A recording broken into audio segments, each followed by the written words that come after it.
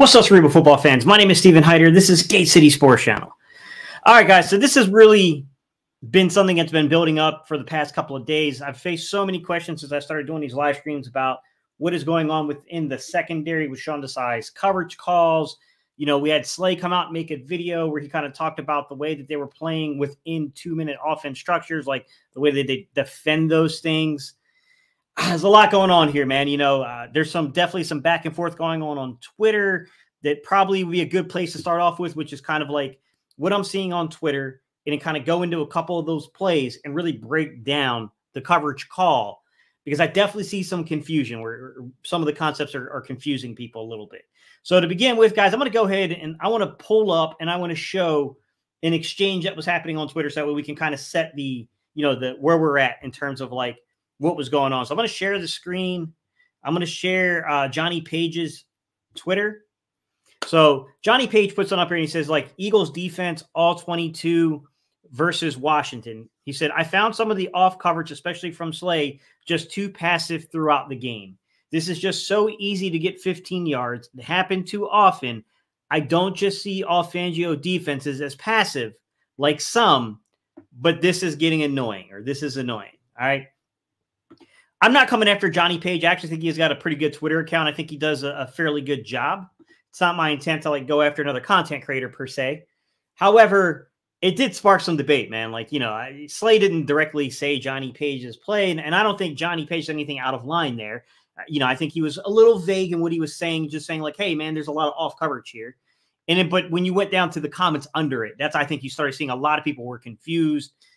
You know how Twitter can be, man. You know, you got folks calling for people's jobs with an undefeated team 4 games into the season. Like, you know how folks are, y'all. Come on now. When do we get to light our torches? When it gets dark.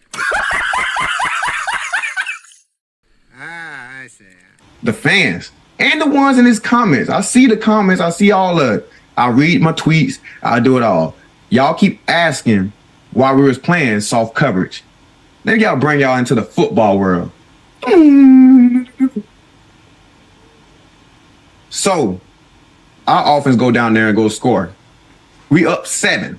Going end zone. Let's Brown. It's there. Touchdown, Philadelphia. Right now, the defense got to play as a concede. This defense, we call it concede.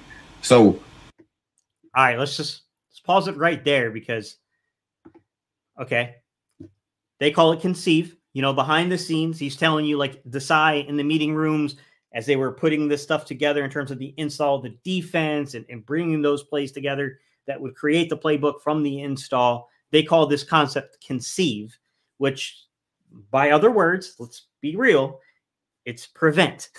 This is prevent defense.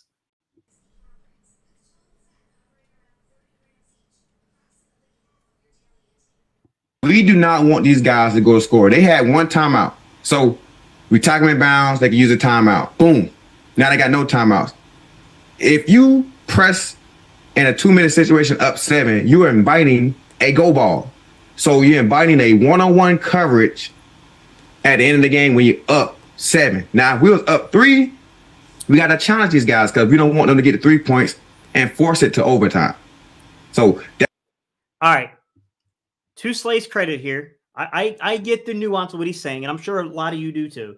What he's saying is situationally, what we've all pretty much kind of known deep down, which is the fact that preventing big plays and accumulating big plays is kind of one of the core philosophies of each game plan. We knew that. So obviously when they're getting in a 2-minute situation, Slay is outright telling you part of what they do defensively in that prevent style that they play with, you know, what he called earlier. I don't remember the exact terminology he used for it, but whatever he used earlier. Basically what he's saying is like, they don't want to get those opportunities to where you could be singled up on a guy and then get vertical on them. Right. And I will say that I see a couple of the comments here, guys. I do agree that there was soft coverage throughout the game, and I'm going to get into some of this. But I will say, like, if you go there, you can see the staples of, like, the Mike Zimmer stuff. You can see the staples of, like, you know, the Vic Fangio stuff to where you do normally see this to where they'll take their coverage, and if you split the field on that coverage, you'll see a lot of times on the field side they play off coverage, but on the boundary they play tight. I think what Slay is saying in this moment is that when they get down inside that 2-minute, when they're defending a 2-minute offense, they just play off. They're trying to keep everything in front of them. They're not splitting these fields and doing those things. I think that's the subtlety of what he's trying to say. Why we be playing off. That's why we let the catches get the ball caught in front of us so we could go down and tackle and keep them in bounds. Now, I can say one play, I did forget what the down the distance was. I think it was like a 4th and 2 maybe, or 3rd and 2 maybe. I think it was really 4th and 2 to be honest. And I just really forgot. I thought they got the first down or so whatever. I was just getting back and lined up, hurry up offense, getting a call from my guy, and lining up.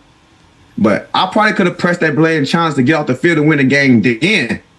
But that's just me not knowing the down and distance. But overall. Okay. I wish he didn't say that last part. I respect the crap out of the leadership here to put the onus on himself that, like, hey, man, I'm supposed to be one of the leaders on this team. I made a mistake in a critical moment in the game where I'd mistaken the down and distance here. And that cost us to where I could have probably played up a little bit more, been a little bit more aggressive given the nature of the down and the distance, and we could have gotten off the field. I appreciate that, but it also leads into what a lot of us have said and are concerned about, which is communication on the back end. It's scary at times. We are not doing a great job passing off coverages and communicating. You know, that's a communication error where a veteran player doesn't know the actual like down and distance that he's facing in a you know, pivotal moment in the game. Like these are the things that have got to get cleaned up. Like, I'm not one of these, you know, the sky's falling. I'm not one of those people. Like, I think that we will get it cleaned up, but I'm also very well aware there are better offenses out there to where if we make these type of mistakes, it's going to be a long day. Like, they're going to make life very hard on us. Some of this stuff has definitely got to get cleaned up. Offense. When you play 2-minute offense, a lot of guys play off just so the big play doesn't happen and a one-on-one does not happen and make it a big play. Make sure the ball is caught in front of us so we could tackle and we can waste time. Like lay on them a little bit. Y'all seen them lay on people technique. They just lay on them, waste about 3 seconds, hop up, move the ball a little bit sometime. Y'all know the tricks in the books. We just can't let the big play happen. So that's why we was playing off. But that's to give y'all some inside football talk. All right. And I appreciate Slay for doing that. I mean, to be fair, I don't think that's an easy thing to do as a player, to jump on a YouTube channel and critique your performance and admit that you had a lapse in leadership and judgment in a game. I mean, I do respect that aspect of what he did there to take the onus on himself to say, like, hey, man, you know, I was the guy that should have, you know, we definitely should have known what was being called there. Definitely should have known the situation. Like, I clearly made a mistake there. I get it. But I will say this. It's a little frustrating just because, like, the move that we made worked so well in Tampa Bay to where they were very strategic about when they played James Bradberry inside. They were strategic about using big nickel. But then we got into a situation. Okay, we got into a situation from an injury standpoint. And I don't know what you can do about the type of injuries we faced and the number of them. And like you have to keep rolling with the punches, man, and you hope at some point you're going to get back to a relatively level of health. I mean, we know Avonte Maddox could be down for the entirety of the season. Like, there's some debate if we make the postseason, if he could come. Well, we're going to make it, but you know what I mean. If we go deep into the postseason, whether or not he could come back, but nonetheless, you know, you're looking at an outcome for a lot of weeks there. With that said, we could potentially get back to a place of relative health.